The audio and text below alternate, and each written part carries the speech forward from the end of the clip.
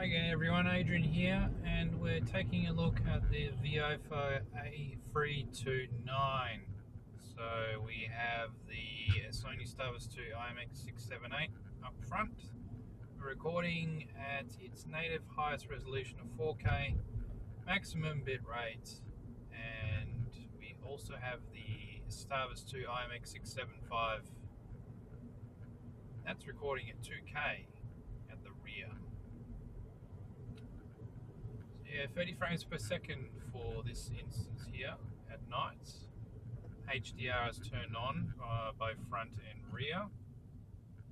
4K 60 is only available during HDR being off.